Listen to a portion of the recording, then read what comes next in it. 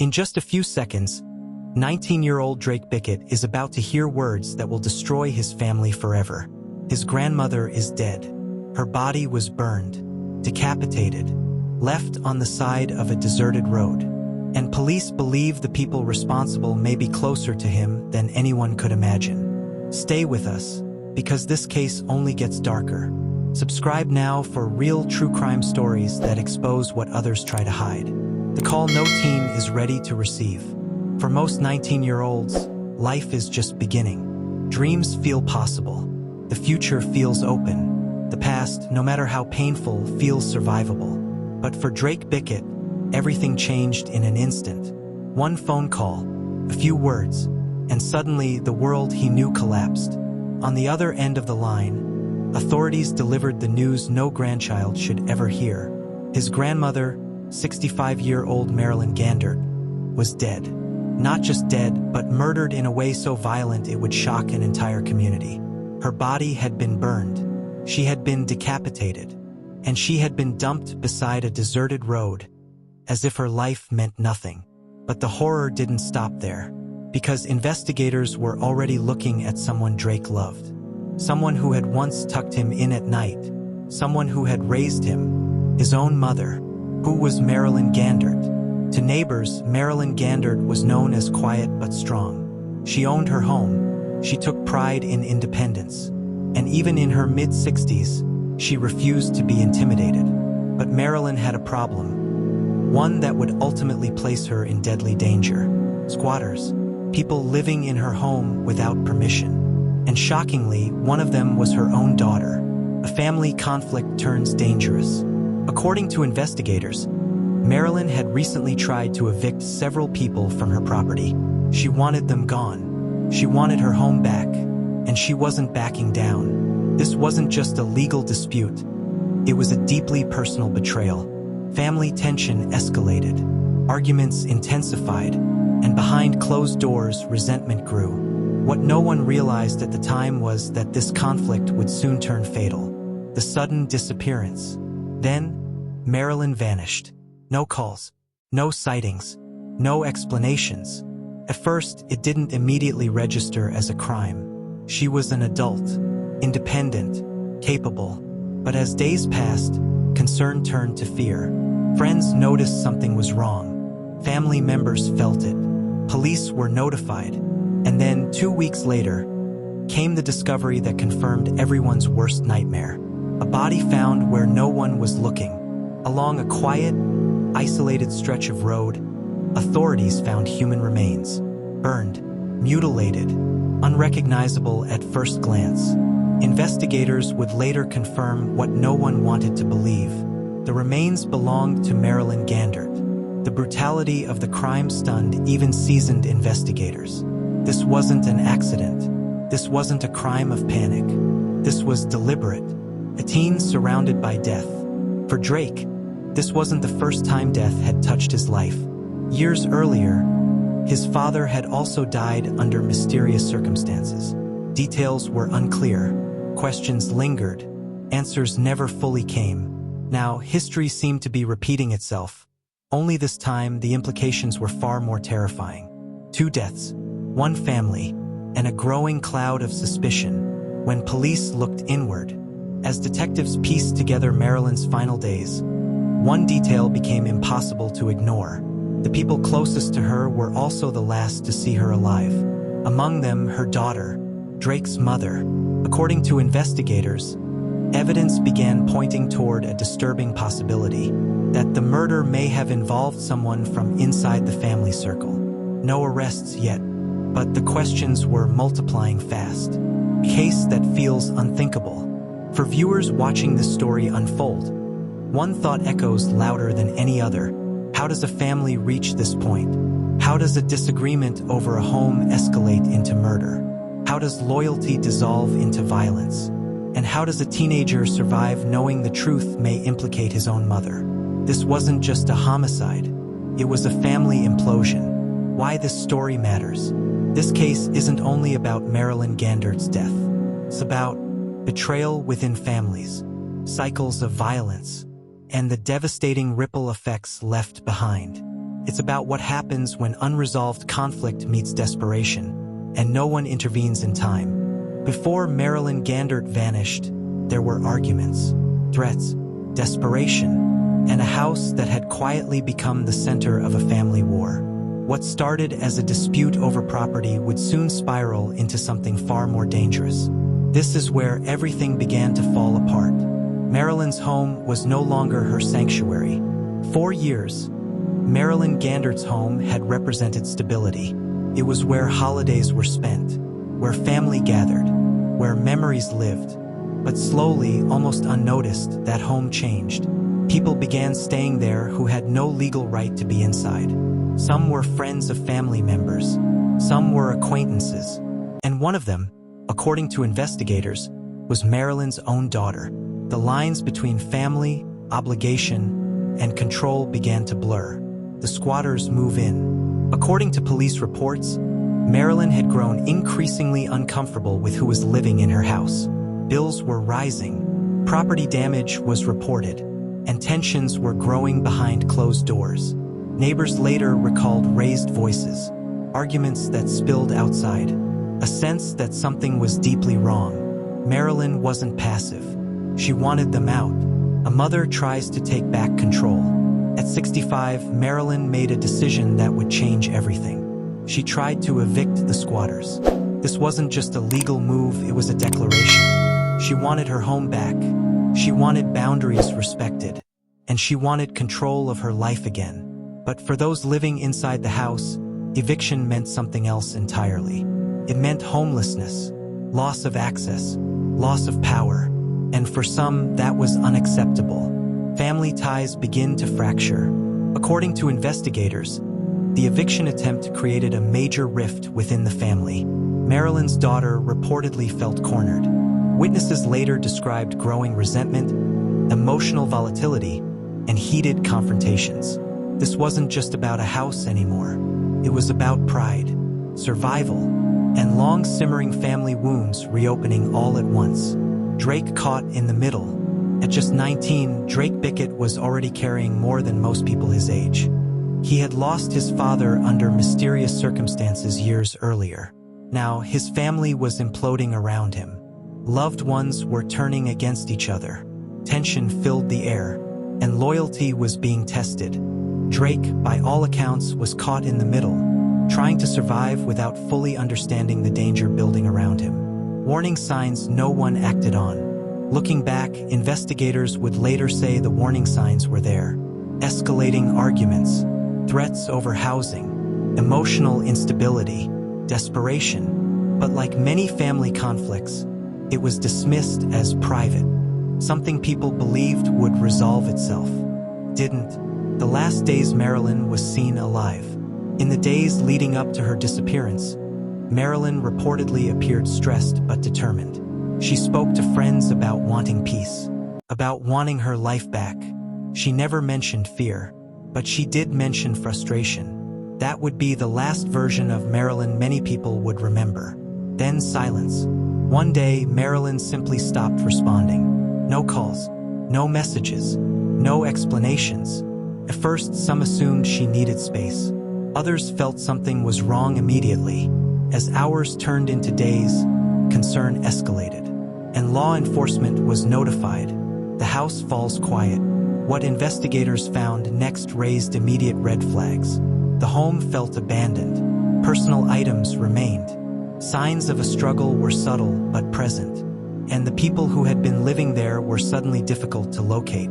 The house that once held family memories now felt like a crime scene waiting to be uncovered. The beginning of a grim discovery. Police officially classified Marilyn as missing. Search efforts began. But deep down, investigators feared the worst. Because cases like this, where family conflict intersects with eviction, desperation, and control, rarely end well. And 2 weeks later, those fears would be realized in the most horrifying way imaginable. 2 weeks after Marilyn Gandert vanished, police made a discovery so disturbing it would haunt everyone involved.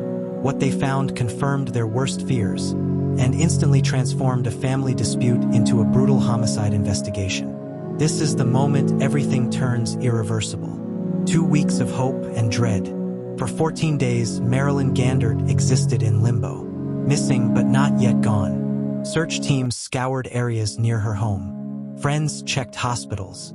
Family members waited for a call that never came. Every passing day narrowed the possibilities. Experienced investigators already feared what the public wasn't ready to hear. This case was no longer about finding someone alive. A call from the roadside. The break came from an unlikely place. A report about suspicious remains near a deserted roadside, far from Marilyn's home, far from where anyone expected to find her. When law enforcement arrived, the scene immediately raised alarms. The remains were badly burned. The damage was extensive. Identification would not be simple, but investigators already suspected the truth. The unthinkable is confirmed. Forensic analysis later confirmed what everyone dreaded. The remains belonged to 65-year-old Marilyn Gandert. The cause of death was homicide, and the brutality stunned even seasoned professionals. According to investigators, Marilyn had been killed. Her body had been burned. She had been decapitated, and then dumped as if meant never to be found. This wasn't a crime of panic.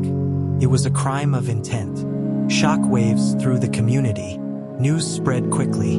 A missing woman case had become a murder investigation. Neighbors struggled to understand how someone they knew, someone quiet, firm, and independent, could meet such a violent end. Vigils were held. Candles were lit. But beneath the grief, a darker question began to surface. Who could do this to her? Investigators reconstruct Marilyn's final days.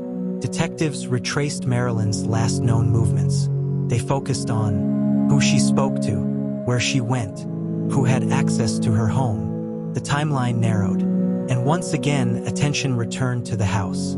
The same house where arguments had escalated. The same house she had tried to reclaim. The same house where family tensions had boiled over. Suspicion tightens around the inner circle. According to police, the investigation quickly shifted inward. People closest to Marilyn were interviewed multiple times. Stories were compared, alibis examined, inconsistencies noted, and soon investigators were no longer asking if the murder was personal. They were asking how personal it was. A teen faces the unimaginable. For Drake Bickett, grief collided with disbelief. He wasn't just mourning his grandmother. He was now being forced to confront a possibility no child should ever have to face, that someone in his own family may be responsible. The loss reopened old wounds. His father's mysterious death now felt less distant. 2 deaths, 1 family, too many unanswered questions. Evidence begins to speak. According to court records, investigators uncovered evidence that raised serious concerns. Details have never been easy to hear. But what became clear was this: Marilyn did not die alone or unnoticed. Her final moments were deliberate, and whoever did this had knowledge of her habits, her movements, her vulnerabilities. The case changes forever. At this point, the investigation crossed a line it could never return from. No longer a search, no longer a hope. This was now a hunt for justice. And with every new detail, the circle of suspicion narrowed further around those Marilyn once trusted most. As investigators pieced together Marilyn Gandert's final hours, one truth became impossible to ignore. The answers weren't coming from strangers. They were coming from inside her own family. And what police uncovered next would tear that family apart forever. The investigation narrows. With Marilyn's death officially ruled a homicide, investigators intensified their focus. Every phone record was reviewed, every text message examined, every movement mapped.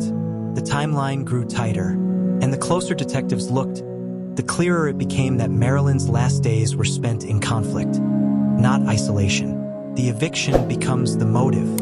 According to investigators, the attempted eviction was no longer just background context. It became the central motive. Marilyn had made it clear she wanted the squatters out. That decision threatened stability, shelter, and control for those living in her home. For some, eviction meant inconvenience. For others, it meant desperation. And desperation can push people toward unthinkable acts. Attention shifts to Marilyn's daughter. As interviews continued, investigators began noticing inconsistencies, statements that changed, timelines that didn't align, explanations that raised more questions than answers. Gradually, suspicion focused on Marilyn's daughter, Drake's mother. According to law enforcement, she had both access and motive. She had been present during the escalating conflict.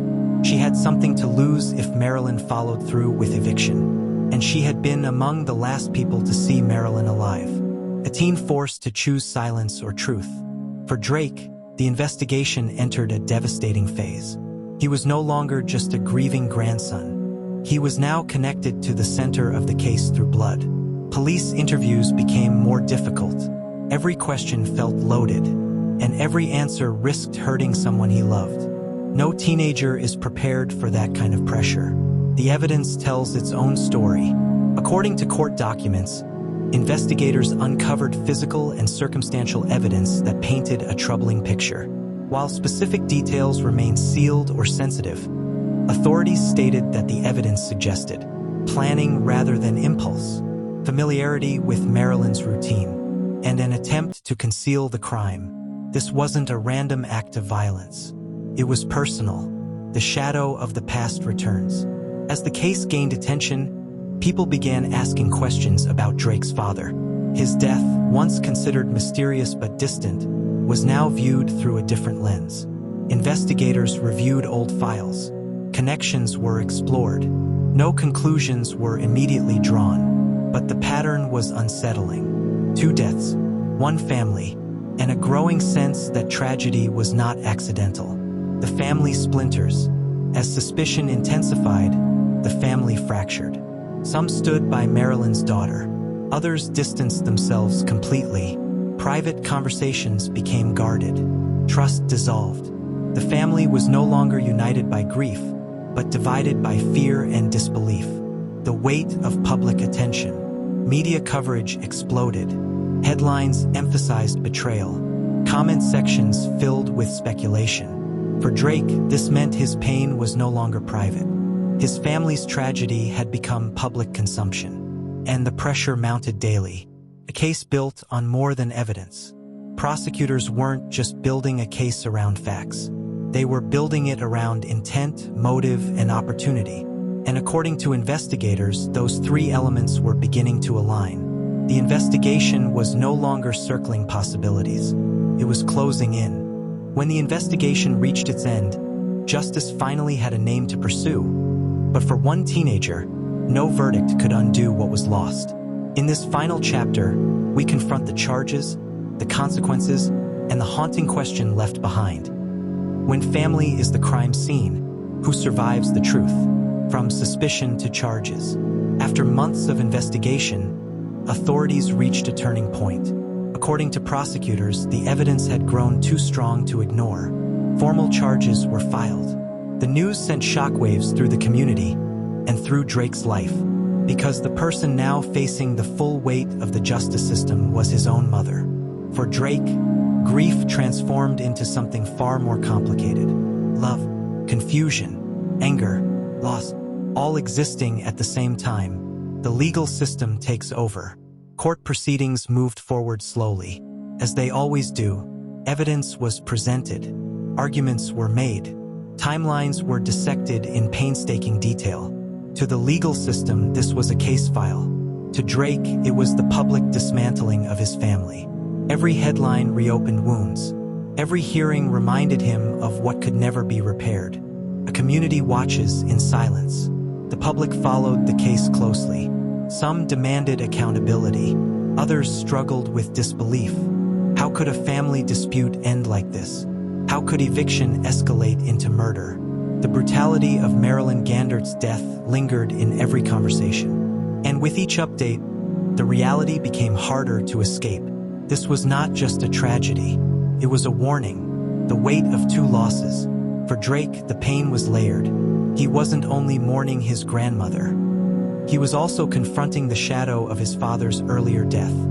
Still unexplained, still unresolved in his heart. 2 deaths, 2 mysteries, 1 young man left standing in the aftermath. According to those close to him, Drake withdrew from public view. Grief became private. Trust became difficult. When justice isn't closure. Even as the legal process continued, one truth remained painfully clear. Justice does not equal healing. A verdict can assign responsibility, but it cannot restore a childhood, cannot erase memories, and it cannot undo the betrayal that cuts deepest when it comes from family. For Drake, the courtroom offered answers but not peace.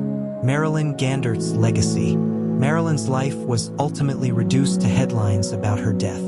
But those who knew her remembered more. Her independence, her resilience, her refusal to surrender her home or her dignity. She did not disappear quietly. Her case forced attention, and in that, her voice was not completely silenced. A case that changed a life forever. At just 19 years old, Drake's future was permanently altered. No graduation, job, or milestone would exist without this story trailing behind him. Yet those who knew him described resilience, not because he was unbroken, but because he survived. The dark truth this case leaves behind. This story exposes something deeply unsettling, that the most dangerous conflicts don't always come from strangers. Sometimes they come from within families, from unresolved resentment, from desperation, from silence that lasts too long. And when no one intervenes early, the cost can be irreversible. Why this story was told. This isn't just a true crime story. It's a reminder that family disputes can escalate, that warning signs matter, that silence can be deadly, and that behind every headline is someone like Drake, forced to carry consequences they never chose. If it disturbed you or made you think, subscribe to this channel. We tell real true crime stories not for shock, but to expose the truths that demand attention. Comment below. Do you believe justice can ever fully heal a family torn apart by crime?